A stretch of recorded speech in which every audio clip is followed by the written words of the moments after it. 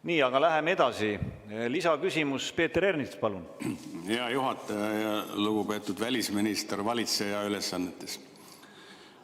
Kas te saate aru, mis riigis me elame ja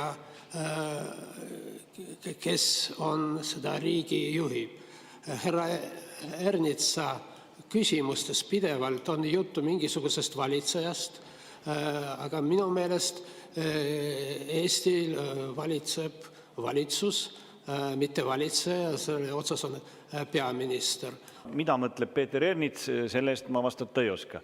See, mis puudutab nüüd valitseja sõna kasutamist siin Riigikogus, siis see on kujunenud meil nii-öelda juba traditsiooniliseks peaministri ja peaministri kohustes olevate isikute suhtes. Ja kolleeg Lotman paistab, et oma fraktsiooni liikmetega ei suhtle. Mina võtsin kasutusele selle väljendi peaministriga pöördumiseks valitseja Priit Sibulalt, kes on Isamaa fraktsiooni esimees ja kasutas seda esimesena ja aktiivselt. Aga koalitsiooni minnes ta äkki muutis oma meelt, aga mina olen nii-öelda tema kingades, jätkan. Aitäh. Valitseja tähendus on kahetine eesti õigekeeles.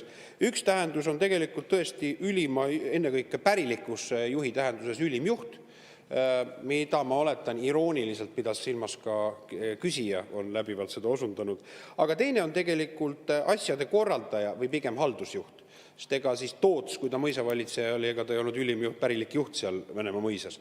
Või samamoodi oli tegelikult ka, ma arvan, osundus nõukogude leksikale, kus olid asjade valitsejad. Nad olid tegelikult siis, olidki tehnilised korraldajad.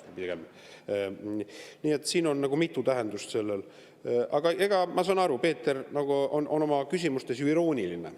Ja ega iroonia ei ole kuidagi halb. Iroonia on huumori üks peenemaid väljendamisvorme ja kindlasti rikastab poliitilist debatti.